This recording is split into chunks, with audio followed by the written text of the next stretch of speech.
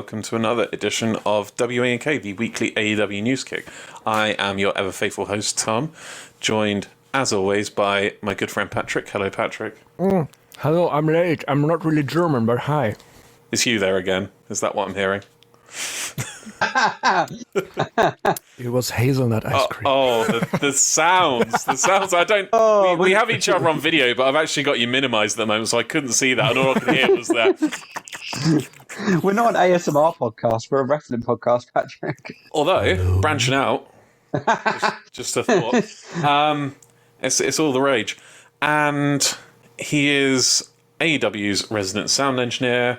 He has the beautiful, warm, fluffy personality of a roasted marshmallow and the face of a roasted marshmallow.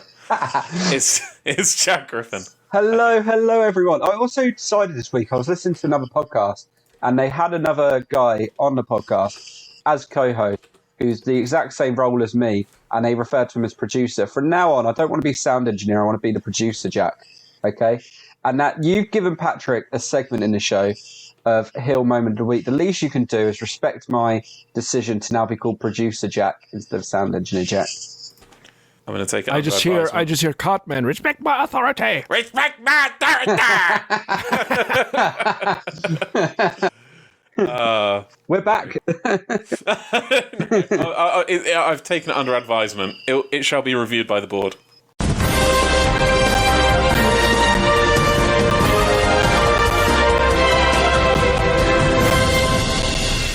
Starting off our show is this week's breaking news.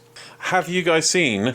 It's actually this is a blast from the future. Put an echo effect on this, Jack. From the future. Yeah, have you guys seen from the future taping of Dynamite that Orange Cassidy has new music, licensed music? Have you seen this, Patrick? Don't read what it is. I can reveal what it is. I've got it queued up on the... You have? No, I just had my button to unmute me. Yeah, I saw that. Oh, don't say what it is! Oh, you don't know what it is. I know what it is, but I didn't hear it properly, so the quality of the video was bad. But okay? So I will play you the song. See when you see because Jack said he hasn't heard it. So, but I'm not. I'm very excited. So this is Orange Cassidy's new music.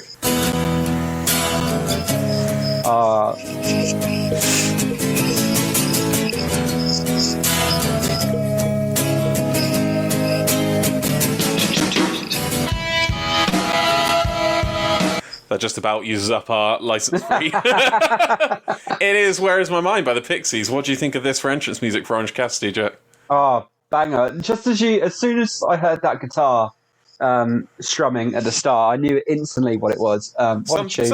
Some people aren't too fond of it because they're like, Orange Cassidy's lazy, not crazy. But like, I think you're nitpicking there. I actually really like it for him. I like it. Because it's like his mind's distracted. It's not that his mind's crazy. Do you know what I mean? It's just he's not there. He's kind of he's somewhere else. He's with his thoughts. Do you know what I mean? Yeah, I can vibe with that.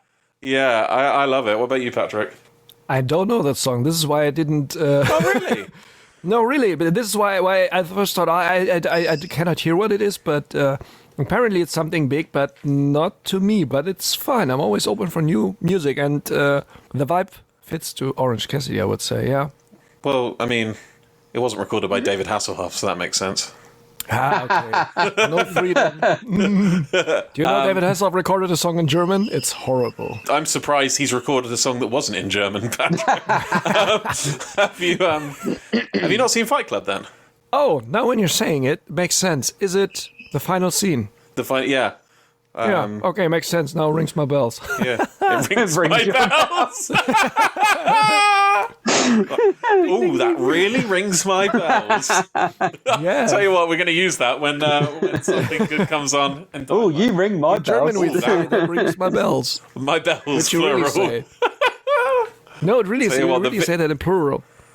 The vicious vixens really ring my bells. Excuse me. Well, the sooner we start our Dynamite review, the sooner we can talk about the vicious vixens. So, let's go!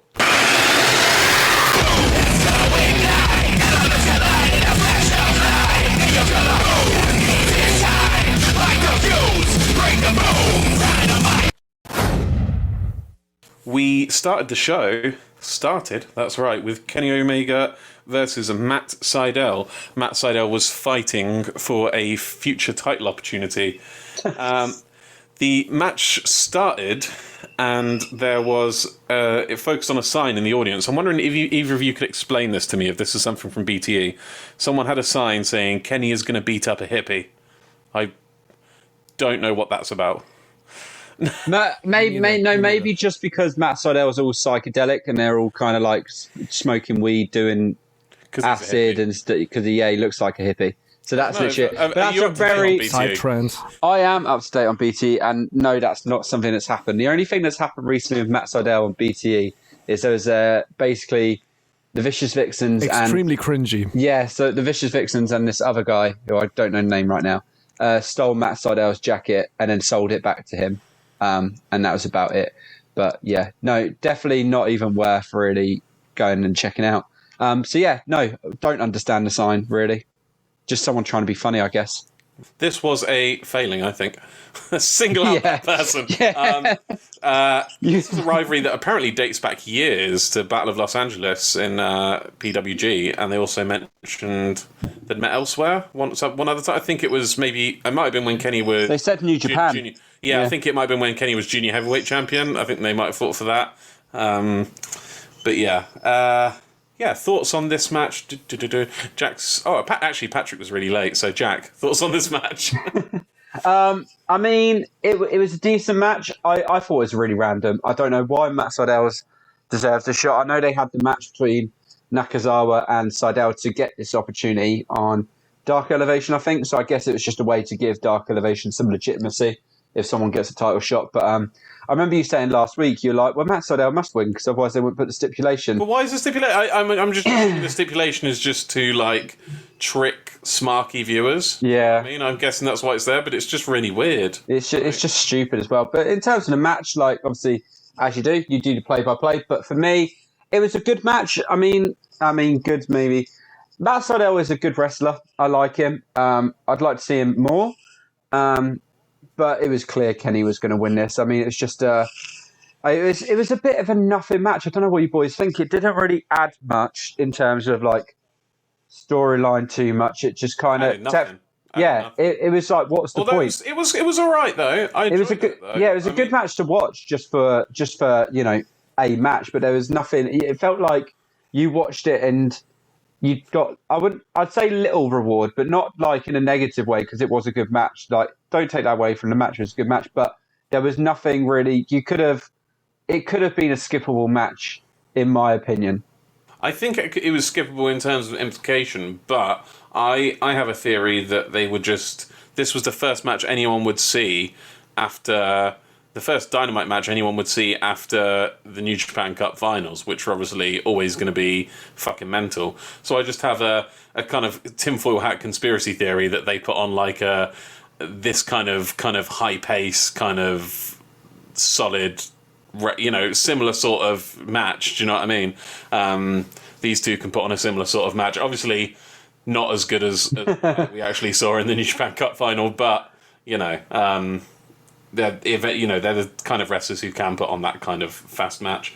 I'll give you a rundown. Don Callis came out on commentary, and he kept referring to Sydal as a young upstart, and it was like Sydal's literally the same age as Kenny, or older than Kenny, or older than Kenny, wasn't it? Yeah. One of them said older, and then Excalibur, I think JR said older, I think it was, and then Excalibur said they're the same age. One thing that was interesting was JR name dropped Tanahashi during this match, and they were talking about New Japan a lot. It was also in this match that Excalibur mentioned that only one man's ever kicked out the One Winged Angel, which is obviously Kota Ibushi. So, New Japan got a lot of, because I didn't even know JR, bless his heart, remembered who Tanahashi was and could just call upon his name like that from memory. I'm probably not giving him enough credit. So Tom, just to touch on what you just said there about Tanahashi and JR, the only thing I can, obviously fair play if JR has just name dropped that out of memory, or if someone slipped him a note, because obviously we know Kenny's got his match with Rich Swann coming up for title versus title. Whoever wins, obviously. Finally talk to you guys about what a good match that was with Moose. That was a really good match. Really good match. But obviously, in my head, and this is just my prediction, it might not happen, but I think Kenny's winning that Impact title. He is the collector of the belts, as they say. And there was a brief moment, and Patrick might be able to quote me better on this, but Kenny basically touched on wanting to be better than Kota Ibushi. Now, a way to prove that he's better than Kota Ibushi is to win that belt. I'm just saying, within 2021, maybe early 2022, maybe Wrestle Kingdom, Kota Ibushi versus Kenny for title versus title. It's got to happen, isn't it? It's going to happen. So, yeah, that's probably why JR, if he has, and they've done this touch on New Japan, it's because New Japan might become very prominent with AEW, even more so than it already has been with Kenta in the not so, maybe no, in the near future. So I will come to Patrick in a second. I'll just say towards the end of the match, Seidel reversed. He reversed the One Winged Angel twice, I believe, didn't he? And the second time he did it, I can't remember exactly what he did, but it involved bouncing off the rope, and it was just some black magic shit. Looked really good. But in the end, he got hit the third time, actually, when he reversed that second one, he pinned Kenny, and it looked like a 3. I remember that. So that really, I think the crowd were even chanting that was 3. So I don't know whether that was a fuck up on. I mean, Kenny rarely fucks up, does he? Or whether it was, I don't know what that was about. But yeah, obviously, the third One Winged Angel catches him, and boom, it's done. Patrick, thoughts on this match as a whole? It was fine. I think, I don't want to spoil the whole show, but it was just representative for the whole show. It was fine, but nothing special. I thought this also, it was because it was... Yeah, some good matches, but in general, it was just an okay show.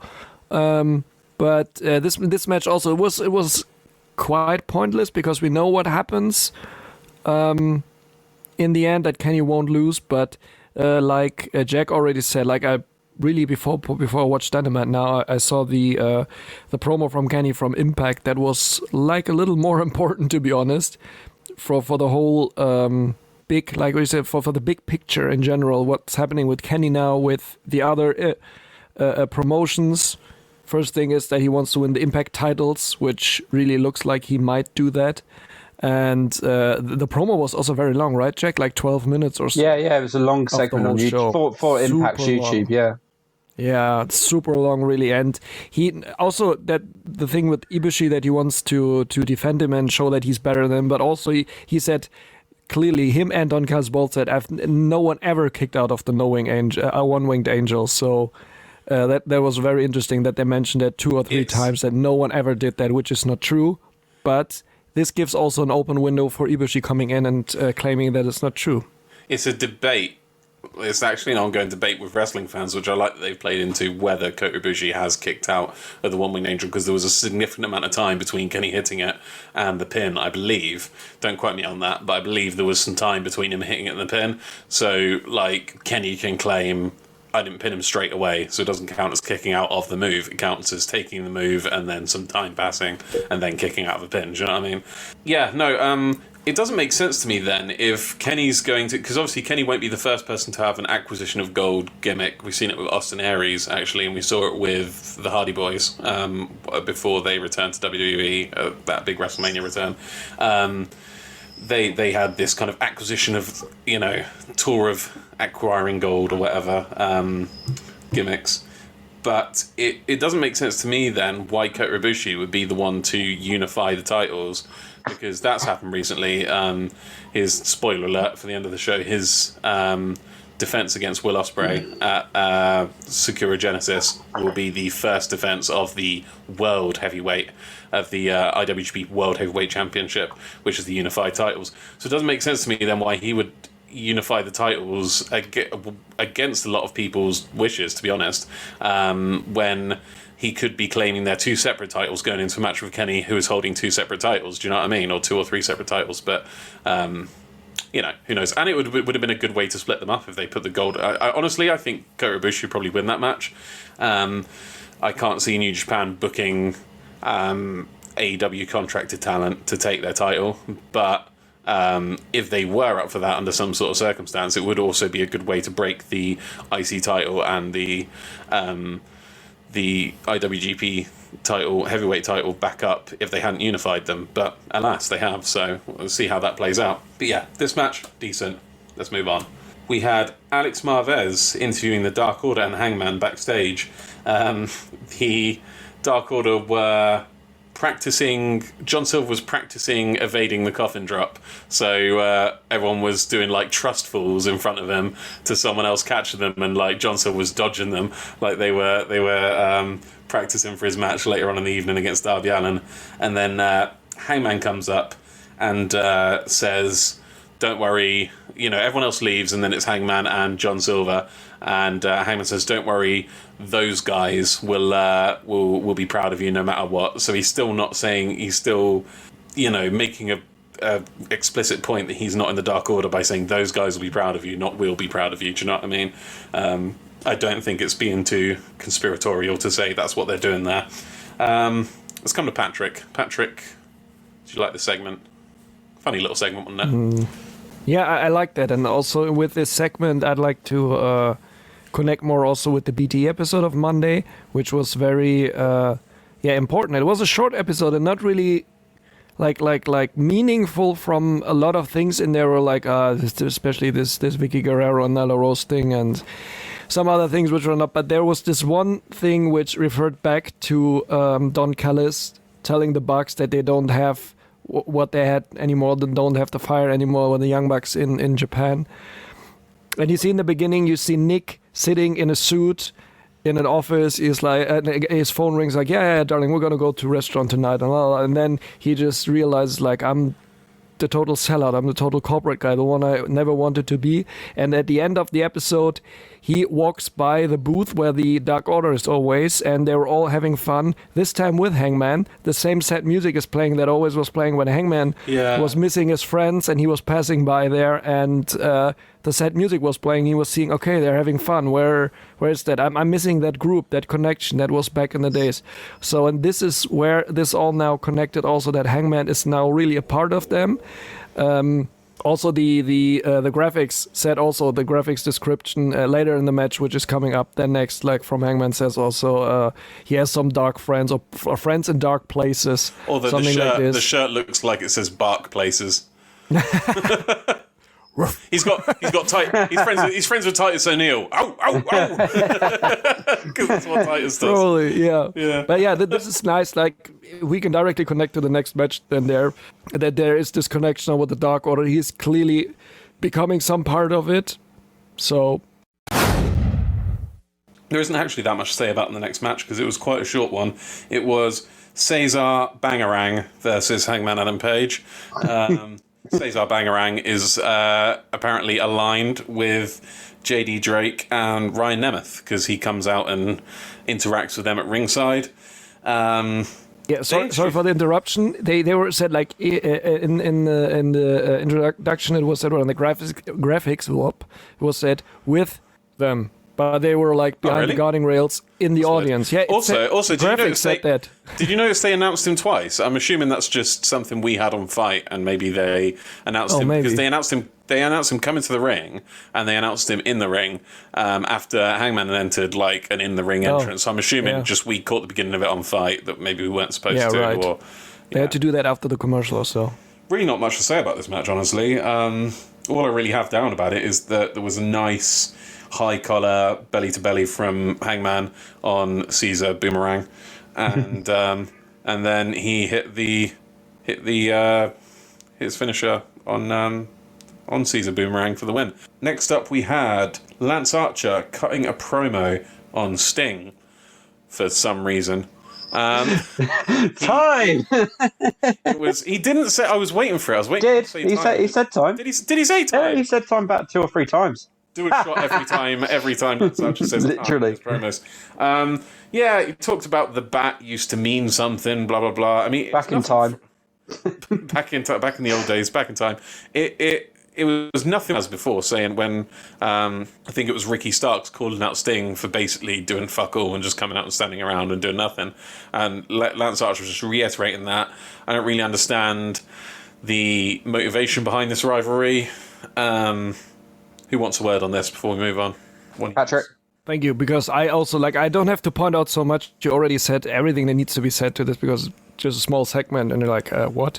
The only thing I notice is, was it the same warehouse again where they were for the match and the segment from Derby? It just in bright daylight was just some nice flowers in the back or so. That's the only thing I noticed directly, because he said some things which are not very important. Why he is in a feud with him, or I don't know. So.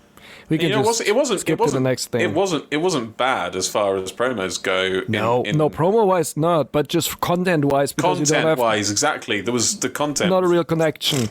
Was a big nothing. Do you know what I mean? Yeah. Let's go to the next one, please. Next up, we had a recap of the Thunder Rosa Britt Baker match, after which Britt Baker came out for a little promo with her pal Tony. I mean, I think a few of us had already seen the Thunder Rosa interview on YouTube, but they replayed it on Dynamite. And yeah, Tony asked the crowd to show their applaud, to show their appreciation. Which I mean, I get this was a special match. Do you know what I mean? It was a hardcore women's match, which at least a North American audience hasn't seen. Some of them ever. Do you know what I mean? I mean, for some of them, it was a bit more smarky. We saw Candice LeRae bleed.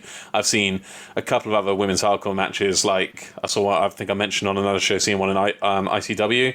But it's not even for us. I don't think it's an everyday occurrence. I think we could count them on one hand the amount of women's hardcore matches we've seen, or hardcore matches involving women. So yeah, I understand it's a big deal, but AEW really do have this habit of patting themselves on the back when they do something really well and being like, look how awesome this was, and do you know what I mean? And I don't know, I just get that feeling sometimes. But obviously, this is forgivable. But yeah, Britt's very ungrateful for the crowd support. Says Rosa should be thanking her because she's made her relevant essentially. And she's like, if you're so great, why is everyone talking about me? She took shots at Mick Foley, which I think he responded to on Twitter. And he said she said it took you 20 years to become a deathmatch legend. It took me one night. She actually said something quite topical. She said that Tony Khan doesn't need to keep bringing legends because they've already got a legend right there in her, which was a bit of a shot at the fact that they are bringing in legends. I'm going to come to Jack. Thank you. What are your thoughts on this? Yeah, I've had quite a Brit-filled week. Obviously, after the show last week, the Lights Out match, and then it was the YouTube exclusive behind-the-scenes kind of thing of the match, and then it was the podcast she did with John Moxley's wife, Renee, which was really cool. Go check that out. I remember it was Renee Young, but how do you pronounce her surname? Is it Renee Paquette? Yeah. Paquette, yeah. Yeah.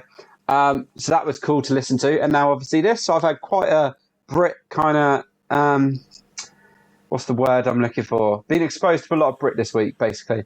Could you take another bit of Brit? I'm a big fan of Brit. A bit of Brit. You could take a big bite of Brit. You could take some more. Right, what we got more room for Brit. Anyway. No, really good. British people. But no, she said the right things. She's obviously, as a heel, is going to say that. I saw something quite funny. Dave Meltzer only gave her 4.75, which I thought was a bit harsh. And then what did she... I saw Thunder Rosa fire a shot at her after the promo she did, where Thunder Rosa said, from the way you're talking, it was a Britt Baker versus Britt Baker match or something. And then she said if it was a Britt Baker... it would be 5 stars. And then she said something like where can I see this Britt Baker versus Britt Baker match that Britt Baker keeps talking about? And then, Britt responded then saying, if it was a Britt Baker versus Britt Baker match, it'd be 5 stars. Like that. In terms of its star rating, I guess he's going to catch a lot of heat for this. So he could have easily gone 5 stars and people would have agreed with him. So I kind of admire him for saying it's 4.75 when the amount of lashback he'll get for that. However, I see it in a way in that we did call out a couple of botches, particularly from Thunder Rosa. Although I'm not sure if they were Thunder Rosa or Britt's fault or anyone's fault. It was just happenstance. But there were at least 2 botches in the match. from my perspective, I was like, well, that's forgivable. Do you know what I mean? It's forgivable. I guess in his they weren't forgivable, or I don't know. I mean, it wasn't my best match of the year. I've seen at least 2, maybe 3 matches out of New Japan that were better this year so far. What about women's match? Yeah, but you got to think he's not judging it lower. Yeah, he's not giving lower standards just because it's women. Do you know what I mean? I've not seen a better women's match this year. I've not seen a better women's match since Sasha versus Bayley, and that might have been better than that. But North Americans women's wrestling has had a very low bar because it's only just, women being taken seriously as competitors is only just in its infancy, really. It's only been about 10 years, if that. Do you know what I mean? Maybe less than 10 years. So, we're still, we're seeing the early stages of these greatest of all time matches. Do you know what I mean? But yeah, I can see how he would go for 4.75. I personally would have been a bit more forgiving and just say give it a 5. But next up, we had Dasha Gonzalez interviewing Christian Cage. Christian is talking to Brian Pillman Jr., Griff Garrison, and I want to say, is it Dante? Dante Martin, yeah. Yeah, backstage. Says he's given them some advice. Frankie Kazarian comes up and interrupts. And, I think he kind of made a callback, I think, to them knowing each other on TNA. They make a match for next week because Frankie's like, I haven't seen you in the ring yet. And Christian's like, oh, funny you should say that because I'm going to be in the ring. Should we have a match? Blah, blah, blah. Frankie tells him to check out his Dark Elevation match on Monday night. What are your thoughts on this? This was a bit of a weird segment for me, especially considering Frankie is in a storyline with Chris. I know Chris Daniels is injured, I think. Is he injured? Or no? Or did he have a birthday? I just saw his name in the news. He's either injured or he had a birthday. Patrick, my point is, Frankie Kazarian is already involved in an angle where once they lose their undefeated run, they'll split up. And for all intents and purposes, it seemed to be a face angle as well. And yet now here he is sauntering up to Christian Cage, seemingly as a heel, angling for a singles thing with Christian. What did this make sense to you, or are you a bit lost as I am? I'm a bit lost, but I also have to confess I wanted to look up what their history was in TNA with each other. Because I have to say I cannot remember so much from Frankie Kazarian from TNA time. Then there's more like Christian, Samoa Joe, and so. Yeah, right. So small Cass or what? But I got the joke. It was. But it was weird for me also. So this felt like just randomly put together, but. Yeah, like I said, if they have TNA history, they should maybe explain that a little bit. I liked that he was there with the tag team of the Varsity Blondes and who was it else? Dante. Yeah, Dante Martin. Dante. And just giving them some advice because he was in a tag team. He has experience in that. I like that reference, but also he said that he's there for the locker room for the younger guys. So. I like that, but then the approach from Frankie Kazarian is like, okay. But maybe they're building already a feud for what's coming when SC was really splitting up since Scorpio Sky is completely out of the picture now, so maybe they're just preparing. It just seems a bit odd to me seeing as an undefeated we'll break up when we get defeated like storyline, or I'll retire when I get defeated is another kind of like the Ric Flair when he did it. It's a similar sort of thing. Do you know what I mean? It's a tag team take on that. Although, without either of them fully retiring. Although Christopher Daniels might retire, you never know. He's getting on in years. It's almost always a face storyline, that. Do you know what I mean? I remember I saw Doug Williams in Progress had another thing as well when he was Atlas champion. There's the next match I lose, I'll retire. It's always face. Do you know what I mean? So it is kind of odd to me that they've got this kind of inherently face storyline going on. And yet, in the middle of it, he's just gone acting like a super heel to Christian Cage and is just going to put him over next week. It's odd, but there you go.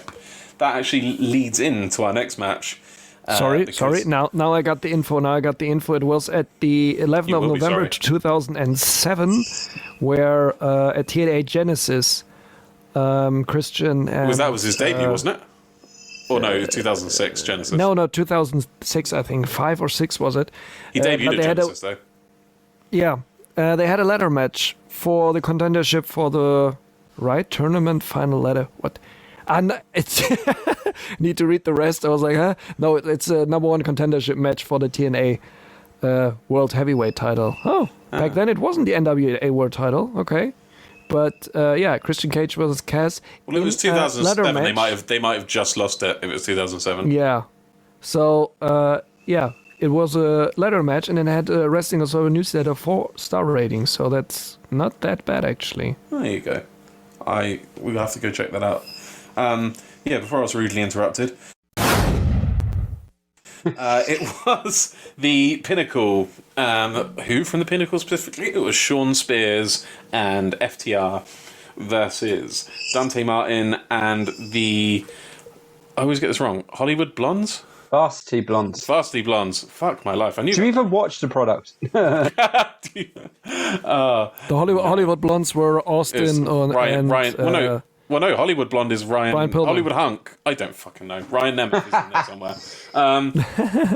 One thing I want to point out is that they're referring to this and another match on the card, the next match on the card, actually, I believe, as trios matches, which is very interesting because they haven't really done that before. They've just said, 6-man tags, but they very specifically, on the card, printed at the top, and as they were coming out, referred to them as trios matches. Tinfoil hat time. Are they building towards a trios title? Please. We shall see. But I think that's a good sign for people who want a trios title, is the fact that they're now referring to these as trios matches. One thing that confused me, okay, so first, because these were the Pinnacle were the first to come out, so I'll mention this first. Love the Pinnacle's new music and their entrance video, very 80s themed. As much as MJF might kind of try and draw a distinction between them and the Horsemen, they're not, they are obviously leaning into it, at least creatively, because of the whole 80s thing. And I think it's the right move. They just feel legit with this music. And just looking at these, wrestlers, these no-nonsense wrestlers, I'm really big on it. They instantly fit. One thing I did think was odd was when their opponents came out, the Varsity Blondes and Dante Martin. They came out to Top Flight's music, even though 2 out of 3 of them were the Varsity Blondes. So I thought it would make more sense for them to come out to the Varsity Blondes music, seeing as it was the complete team of the Varsity Blondes with Dante Martin, rather than it being Top Flight with one of the Varsity Blondes. Do you know what I mean? So seeing as 2/3 of it were the Varsity Blondes, I thought it'd make more sense for them to come out to their music, but I don't know. I just thought that was a bit the weird. only production botch that night. It's also later when the Nyla Rose and Tay Conti matches, there was no Titantron video on it. It felt very random. They seem to have forgotten that or so. Well, this wasn't so much a botch because they had the video with it. Top Flight's video. It's just that they decided to choose that instead of. It's a very small thing, but I just think it's weird if you've got one. Yeah. It's kind of his partner's injured, so he's joining the Varsity Blondes rather than the Varsity Blondes. It's odd. It's just wrong. Yeah, it is just wrong. It started out with Sean and I'm going for the play-by-play first. Why not?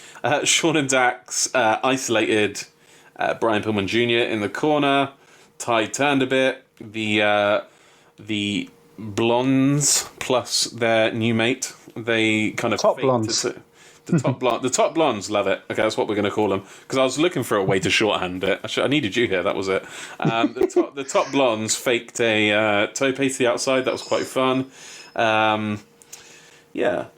During the break, they kind of went back to the first part of the match, though, with them isolating Brian Pillman Jr. in the corner, so not much had kind of changed.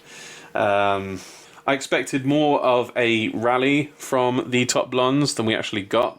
It was there was a mini thing where I think they tagged in Dante Martin, but other than that, it was pretty much a steamrolling. They didn't get the hot tag I expected them to, and it was just a squash. Tony Schiavone came out, and they started beating on Brian Pillman Jr. with Tony just standing there.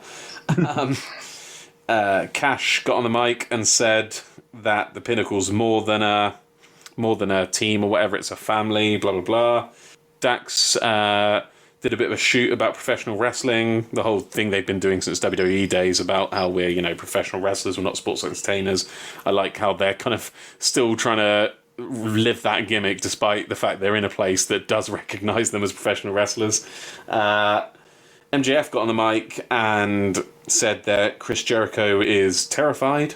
That's why he's at home. Tony tried to kind of correct him and say, no, he's at home because you beat the shit out of him.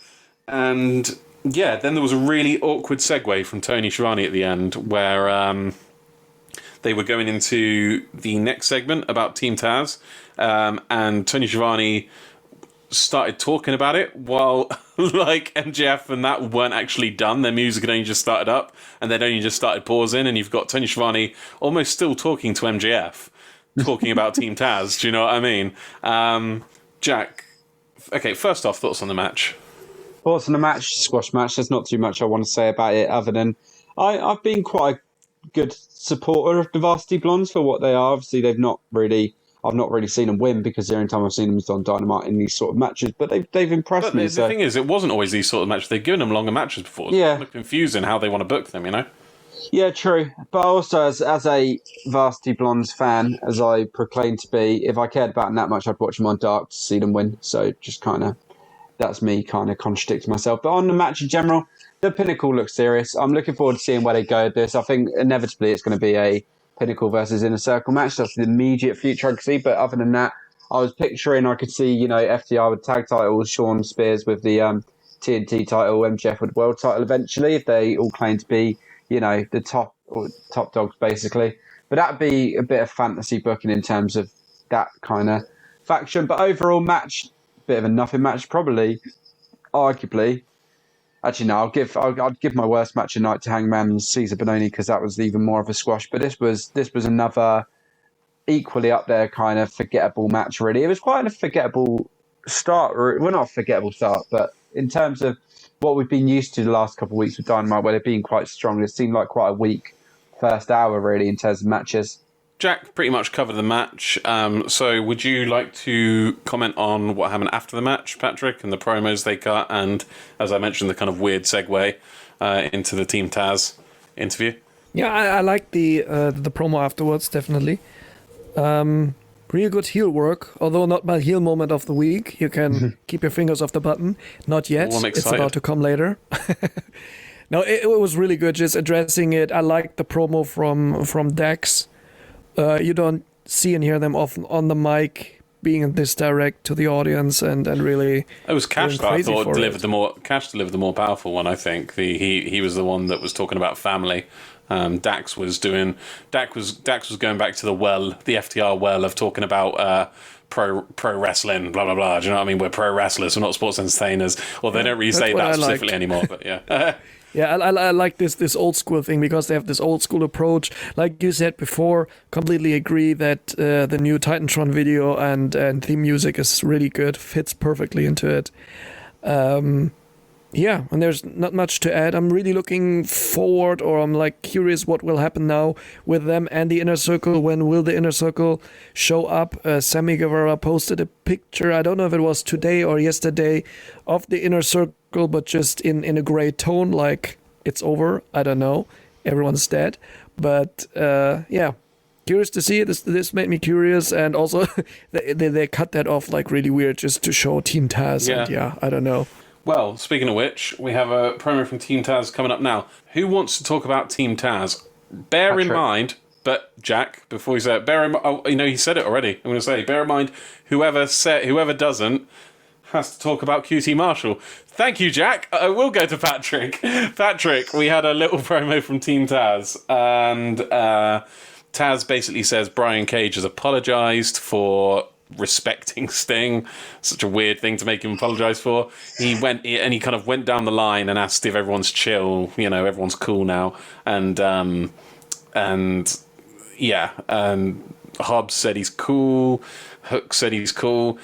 Ricky Starks I couldn't read. He looked like he was like, he did a really kind of like a forced smile. Great. So I'm not sure if Ricky Starks is cool. Maybe he's not cool with Cage, or maybe he's not cool with Team Taz as well. I think because he mentioned that Cage had apologized to Starks personally because he actually called Starks out in that bit with Sting, and then they went to Brian Cage, who said something weird, and like he's fine. But it did seem like out of all of them, Ricky Starks was the most not okay. So maybe it's actually going to be Ricky Starks is going to take it really personally that Cage put him on blast, which is a bit childish in my mind. If they make a if Starks alone and not with the rest of the group turns on Brian Cage at some point, I think based on just that, I'm thinking, is that it? Is that what's pissed you off? Like you'll crumble under a strong breeze, surely, Ricky. Do you know what I mean? It's like if that's enough to get your juices flowing. Like what did you make of this segment? And they didn't give us a lot to kind of dissect and analyze, but we'll try nonetheless. What did you make about this and where it might be potentially going? Yeah, what do I make out of this is like, there was not a lot, like you said, not a lot like content-wise or like happening. There must be drama. There must be drama coming in Team Taz, or else why even? Yeah, have right. It, you know Definitely, what I mean? there's definitely drama coming in. I actually liked that segment because it was kind of funny. Ricky Stark's response was really funny, and you could always see Brian Cage. Everyone except Ricky Starks had the back turned to Brian Cage or Team Taz, but not Team Taz. Taz was looking and talking into the camera. So Brian Cage was not agreeing at all. He was just rolling his eyes all the time and his eyebrows. He's like a told off child. Do you know what I mean? Yeah, right. It's like, come on, I didn't do anything. I don't see the point. That's pointless. But yeah, this might be a breakup at some point. I'm not like the promo before. I was curious what happens. I'm now not really curious what happens because I really don't care about that. I think they might be going towards a Starks versus Cage thing. To be honest, I'd rather them go for a Hobbs versus Cage thing. Big meaty men slapping mate. Do you know what I mean? We can all have our Vince-esque indulgences every so often. Do you know what I mean? So yeah, we'll see how it goes though. I mean, I'm not that invested. I don't know anyone who is that invested in Team Taz, but hopefully they'll change it because they've got some good talent. It's just they've been booked horribly. Yeah, right. So especially Ricky Starks. Especially Ricky Starks. I would love to see Ricky Starks against Brian Cage. To be honest, it would be quite a nice match. Yeah. I tell you what, we'll bring Jack in for this as the deciding vote. Who would you rather see Brian Cage going up against, Will Hobbs or Ricky Starks? Ricky Starks. Fuck you. I love you. It's all right. You're gonna get your instant karma because now you have to talk about QT Marshall. QT Marshall came out and made sure we all knew he had a wife. That's just got to be some that's just got to be some internet trolling, and it like someone's probably really abused him, so he just wanted to address it. Someone's just sent him a DM like, you probably never had pussy in your life, QT. He's like, I'll show that one person on Twitter. Hey guys, look at my wife. Like that's all it served to do. Like it didn't involve her in the angle at all. He said nobody other than Tony Khan has done more or like worked harder on AEW. Reminded us all that he won the first bunkhouse match. Woo! He mentioned how he cuts Cody's t-shirts to the right size. That's so specific that I think that it's true, which is hilarious. Do you know what I mean? The crowd chanted Cody's friend at him when he said, "I'm not just Cody's friend." So that was really good. First time in months that it really paid out that an audience was there, that a crowd was there. Yeah. Cody also later responded to that again. He was like, guys, let's not. You know what I mean? He challenged Cody to a match next week. Cody comes out with his arm in a sling. Doesn't use that as an excuse, though. I mean, at least he's selling that thing with Penta, which was one of your criticisms last week, Patrick. And then proceeded to tell Sure QT that I'm not going to hurt you. If I put the figure 4 on you, I will let go. If I hit the crossroads, I won't follow through. Which, like, we're not follow through. Then you're not going to pin him for the 3, are you? Like, what's that about? Anyway, I guess he won't put some extra stank on it and intentionally hurt him. Whatever. Thoughts on this segment, Jack? Oh my god. I'd love to know who out of an AEW audience gives a shit about this. Like, I just can't, like, no one, surely. Like, this is just trash. Like, QT, fair enough, right? QT, credit where credit's due, he does do a lot backstage. I know that. And I'm sure a lot of other people did. the fact he obviously had to describe it on Dynamite means some people obviously I don't. was like, he had to tell us he had a wife. Yeah, yeah. But it's just like I feel like they're struggling to put Cody at the moment because they seem to be very chopping and changing what he's doing. Like that Penta feud seems short-lived. I'd like to have seen that gone a bit Hardly longer. call that a feud. Exactly. And then, this just seems like this can't be a long feud, surely. Like this is just, it just seems very, very odd. No one really cares. It seems like, I don't know. AEW seems to think people want stuff they don't. I think they need to read the room. So in this feud, if you can call it a kind of budding feud, I think, I wouldn't say I think they might actually do it, but I think they should. And this is going to sound crazy, and you're going to disagree with me probably. I think they should do a double turn. I think QT should be the face in this story, and Cody should be the heel. Yeah. Yeah. Yeah. No, I don't care what they do with QT. Because at the moment, it is really take all your kind of animosity for QT and the fact that he's just kind of in the way out of it for a second, and just look at the storyline of these two guys. You've got this guy who's saying he does all this work and is underappreciated, and you've got this guy that then comes out and kind of acts quite patronising and says like, "Oh, I'm not going to hurt you, don't worry," and stuff like this, and you know, they could so easily play this as Cody being a smarmy dickhead, which they probably should. It's probably due a heel turn. I'd like to, yeah. I think he is due a heel turn purely because there's a lot of stuff that people are kind of getting their back up to Cody about. Like, he's being very corporate. He's doing the kind of Go Big Show stuff and getting Snoop Dogg in and Snoop Dogg entrance music. He's having this show with Brandy, this new show with Brandy that we'll talk about later. This kind of kind of Real Housewives shit. He's doing, you know, he's kind of putting himself over with his baby announcement and stuff like that. He's doing all this stuff. And like, he's still a heel, and it's like he would have a defense against all this he's still a face. He would have a defense against all the criticism if he just turned heel. Do you know what I mean? Because he could just say, "Fuck it, I'm heel." Do you know what I mean? Like, I'm just heel being heel, and it plays into his gimmick just fine. So I could definitely see them doing a double turn in this, but it is very odd to me how they've gone into it, turning QT heel straight away just to maybe turn him back. But I don't know. We'll see. But I do think it would work a lot better if QT, if they're gonna do it. I think it would work better with QT as the face and Cody as the heel. Which brings us, we mentioned Penta then, brings us to our next match, which was Lucha Bros and Laredo Kid versus Young Bucks and Brandon Cutler. As they mentioned later on, I did notice this at the beginning though, this is a rematch of Fyter Fest, but with Brandon Cutler subbed in for Kenny Omega. Yeah, I mean, I can do a play-by-play in a minute, but first I'd like to come to you, Patrick, and ask you what you thought of this match. The match and not what happened afterwards, but yeah. Okay, thank you. Now this directly connects to the new Cody feud, or like this build-up to this exhibition match he and QT Marshall will have, because like this is so randomly put together now. Also that match. Why is Laredo Kid now in? Where's well, Pac? I think it's because Pac's injured. That's why. Yeah, Pac's but the thing is, like, why? Like, two things now. Why don't they tell that Pac is injured? Somehow they can just. Yeah, they did. They have mentioned it on commentary. Yeah. But did they also say this is why the team was put together like this? Yeah, I think so. Okay, good. Okay, I didn't get that. And you also not. We were complaining. Maybe in the moment we were complaining, we didn't hear that. Yeah. But also now comes the other point. Why is the feud from Penta and Cody now over, or seemingly over? Like, just is, isn't it? Yeah, it's so stupid. Weird. Like, just deal with it, Patrick. No, I'm not dealing with it. It's over. It's gone. It's over. I want it back. It was so nice as long as it lasted. No, but we were talking That about it week in the that it wrestling lasted. group. In the wrestling group, and I was like, yeah, probably he will attack Penta during the match or interfere. He didn't do that. He crossed my plans. Now everything was bollocks after building up something really nice, to be honest. This is like bollocks. Yeah, it is. Somebody has to say it. My God.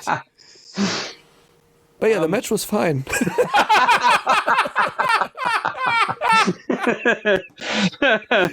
Yeah, the match was fine. That's what I can say so far. Amazing. Apart from this, but the match was good, because what are you expecting from high flyers and former junior heavyweights and stuff? It's just like, actually that's a match made for Jack. We can also talk about, but I like that match a lot. and I want to dive in again where At the end, yeah. where Kenny somebody comes in the end. A little bit of a spot fest for me, but I will also go into that a little bit. But yeah, I'll give you a play-by-play. Nick and Fit. Well, I'll give you a play-by-play as best I can, because this is one of those matches that went so fast I had to stop taking notes because I was missing so much of it. So I think I'm going to switch to audio logs of my matches. I'm just going to audio or transcribe it because I miss so much when I'm writing that sometimes I just can't watch it. Yeah, Nick and Phoenix started out. There was a lot of quick wrestling, like the arm drags and stuff from them, showing off their things. They both tagged in Matt and Penta. It was like each of them showcasing their abilities. You know what I mean? They tagged each other in at the same time. So as in Nick tagged Matt in and Phoenix tagged Penta in at the same time. They had a nice segment when these two were in, actually, that I really liked, where Penta was trying to stamp on Matt on the floor, and Matt was rolling out of the way, and then he caught his foot and then got him up into the sharpshooter, and then Penta did this nice kind of headstand submission sort of hold that he dropped down, and again targeting the arms, I believe. It's kind of his thing. They then tagged in Brandon Cutler and Laredo Kid. They did some stuff. I don't know. I guess Brandon Cutler, I don't know. I'll go into asking you whether you thought how he kind of did. I thought he did okay hanging with these guys. He was obviously always never going to measure up to the rest of them in terms of high flying, but we'll talk about that a bit more. Ray Phoenix hit, I think it was called an implosion arm drag off the ropes on the Young Bucks. That was very nice. Brandon Cutler actually did hit a very nice springboard senton to the outside, although he was immediately overshadowed by Laredo Kid hitting one of the nicest Orihara moonsaults I've ever seen. During the fight break, they slowed it down. They started doing less flashy moves. Makes sense, although even with these guys, you slow a match down, it's still pretty, pretty fast. Laredo Kid hit an insane DT on Brandon Cutler that you'd have to kind of see to...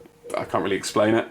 There was... I think this is when I stopped taking notes and I picked up again at the end. There was a lovely exchange between Nick and Phoenix that I remember, like some combinations. That was what happened after that, actually. Brandon Cutler, he hit a really, really nice kind of counter where he kind of like... I don't know how to describe it. He kind of like flipped over someone's back. I can't remember who it was, but anyway, it was a really weird, nice counter from Brandon Cutler that resulted in the Bucks using him as like a springboard to hit an Indie Taker. That was beautiful stuff. And then out of nowhere, pretty much after he had that moment, and the Bucks and him looked like they were going to win it. They were super kicking people left and right. They were taking everybody out. But then Brandon Cutler just gets hit with a Spanish fly off of Laredo Kid and gets pinned. Jack, thoughts on the match, and then we'll come back to Patrick about what happened after the match. Yeah, I don't think there's too much to say because you did a really good play-by-play there, and Patrick obviously touched on it briefly. But I thought it was a nice match. I enjoyed it. It is quite funny when you compare like Brandon Cutler and these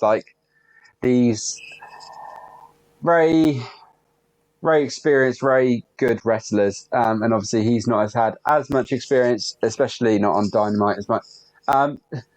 Could you say he hung with him? Maybe. I mean, he did all right. He did a nice tope. Was it tope suicide? No, he jumped over the top rope, didn't he?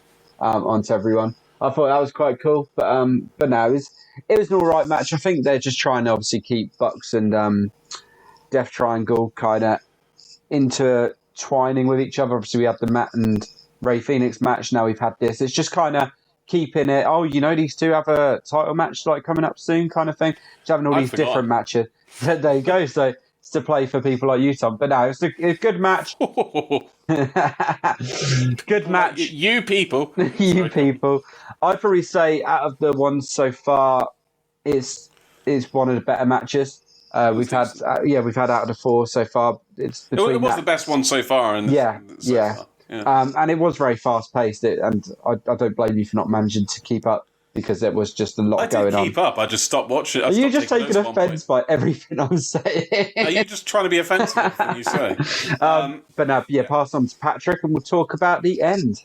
Pass on to Patrick when I want to pass on to Patrick. I'll talk for a little bit if that's all right with you. No? No, I was just going to say, I forgot what I was going to say. I think I'm just being a dickhead.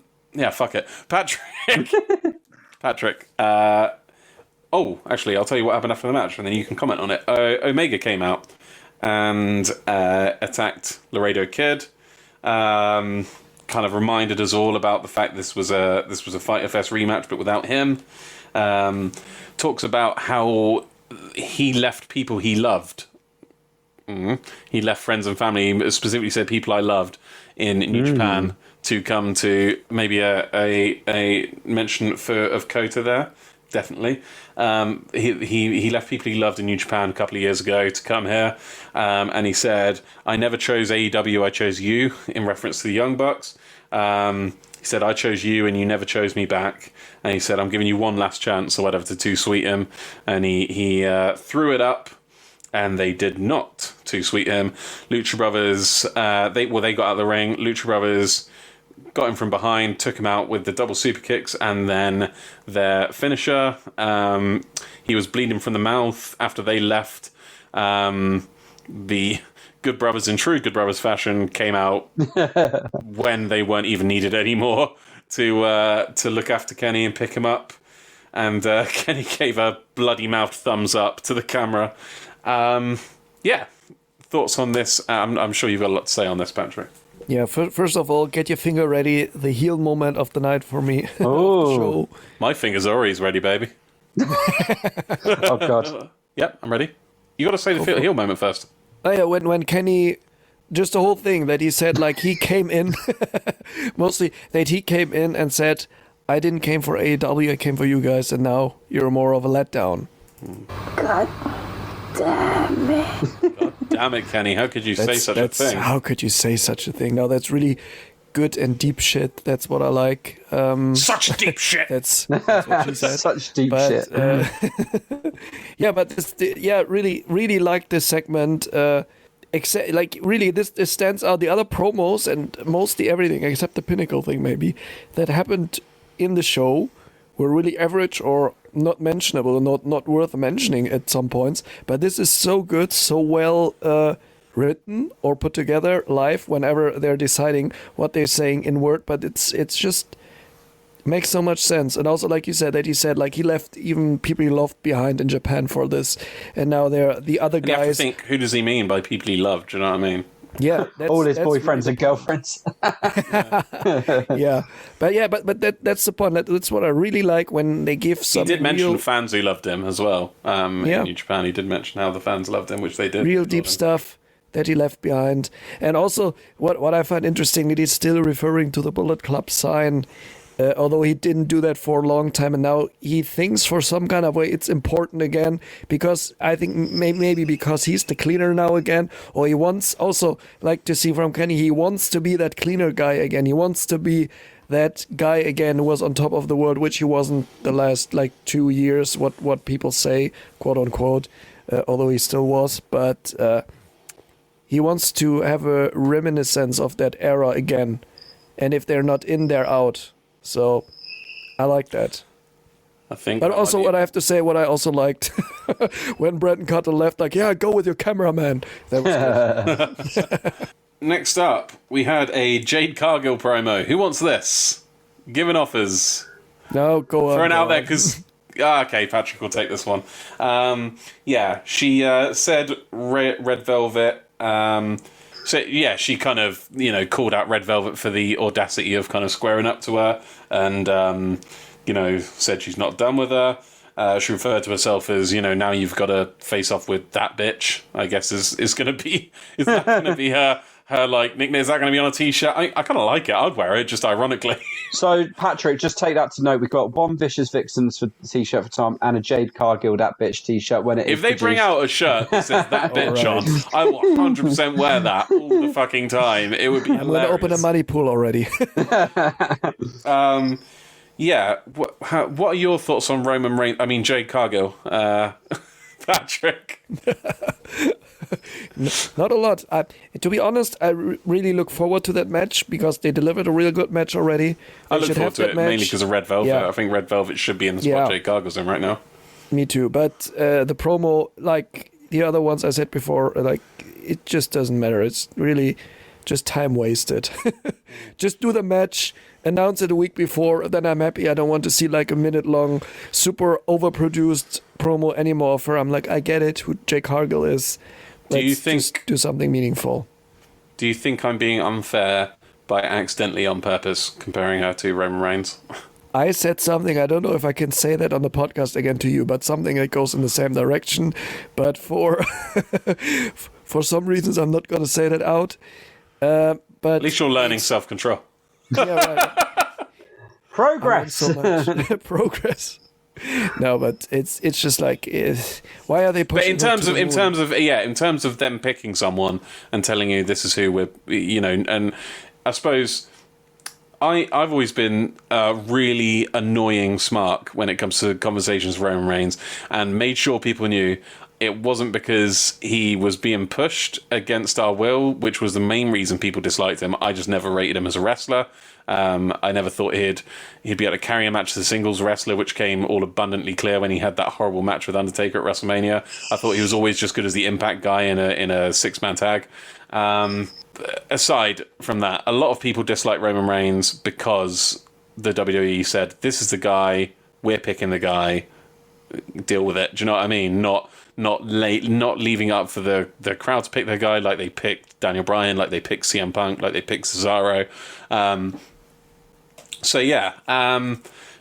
I do think that Jade Cargill is a similar situation to that. I think she's AEW's kind of first Roman Reigns in a sense, because before she's even had a match, they've decided she's going to be possibly even the face of the women's division up there with like Britt Baker, or whatever. By with the absolute force that they're pushing her, I have to imagine that's what their ultimate goal is. Do you know what I mean?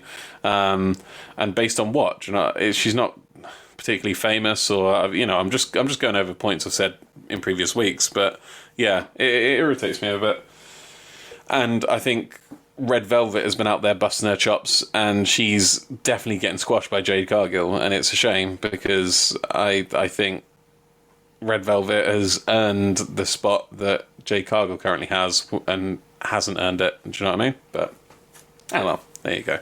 That means that, Jack, you get to talk about the promo for Roads to the Top. We saw a trailer for Roads to the Top. Their new Cody and Brandy's new Real Housewives show. How excited are you for this? I don't know whether to watch it like ironically, but I'm scared. Probably gonna watch it. Yeah, I'm scared if I watch it that I'll get into it, and then I'll be like a proper fan. So I don't know whether to just cut it there and just. I'm kind of interested to see other wrestlers show up in it. To be honest, which does that make any sense for me to watch the show? Yeah, they showed a little bit of MJF, didn't they? Backstage segments, yeah, and they also had some backstage segments where Tony Khan was sitting in gorilla position and talking, and I was like, I just watch 1 hour show maybe for this 2 minutes where they're showing something that interests me, but I don't want to miss out on it. That's what I'm going to be like with that. I really don't care about watching their personal life, but if then wrestlers occasionally show up, I'll be like, ooh, I'm kind of excited to see that. Do you know what I mean? So that's how I feel about it. I don't really care about their personal life because, sure, whatever, they're just celebrities, aren't they? So, they are celebrities now, aren't they? So it's kind of fair enough. They're just going to be showing off how great their life is and how sometimes they go through shit, but we're all relatable. But I'm just excited, to see it's like when I watch football documentaries and stuff, where I am interested in obviously what's going on because, that's what you watch it for, but you're more like intrigued to see the other teams, when they face these other teams and see, so it's cool. But for Road to the Top, we'll just have to wait and see what it comes to. If it gets renewed for a second season, and clearly it's done well. If not, then it was just a shambles of an idea by TNT. Completely off topic, but someone I recently got into Game of Thrones has just seen the Red Wedding episode and texted me just now. Also, I saw that episode on Christmas with my girlfriend. We were completely nothing like a bit of Christmas and a happy New Year. Also, whilst we quickly steered off, breaking news which happened after we'd done our breaking news segment. Impact's going to be moving to Thursday nights. Are they? VJ put it in our wrestling chat. Ooh la la.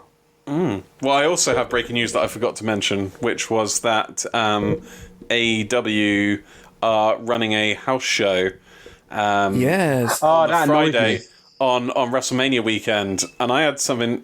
We'll talk about that. We'll add that into less important shows, even though it should have been part of breaking news. But I really want to get you guys' opinions on that, because that's going to be a hot topic issue based on things they've said before.